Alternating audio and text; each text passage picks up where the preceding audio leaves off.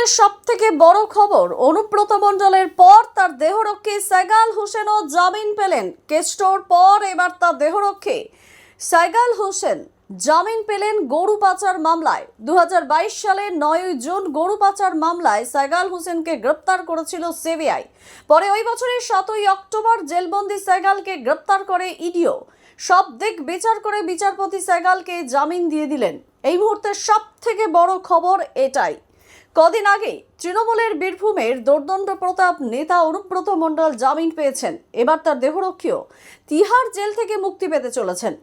এদিন বিচারপতি বলেন, এই মামলায় নথির পরিমাণ বহু, ফলে বিচার প্রক্রিয়া শেষ হতে দীর্ঘ সময় লাগতে পারে। গরু পাচার মামলায় এবার জামিন পেলেন অনুব্রত মণ্ডলের দেহরক্ষী সাইগাল হোসেন। 5 লক্ষ টাকার বন্ডে তাকে জামিন দিল দিল্লি হাইকোর্ট। দীর্ঘদিন জেলবন্দি থাকা সত্ত্বেও বিচার প্রক্রিয়া শুরু হয়নি। অনুব্রতর জামিনের যুক্তিতেই এবার জেল মুক্তি হতে চলেছে সাইগালের। শুক্রবার সাইগালের জামিনের আবেদন মঞ্জুর করে দিল্লি হাইকোর্টের বিচারপতি নীনা বনসল কৃষ্ণা বলেন, তদন্ত শেষ হয়েছে, আদালতে সাপ্লিমেন্টারি অভিযোগ জমা পড়েছে, কিন্তু গত 2 বছর বিচার প্রক্রিয়া শুরু হয়নি।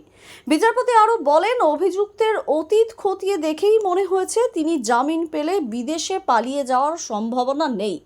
তিনি সরকারি কর্মচারী, সাক্ষীদের প্রভাবিত করার সম্ভাবনা নেই, ফলে অতি শীঘ্রই জামিনে জেল মুক্তি ঘটছে অনুব্রতর দেহরক্ষী সাইগালের।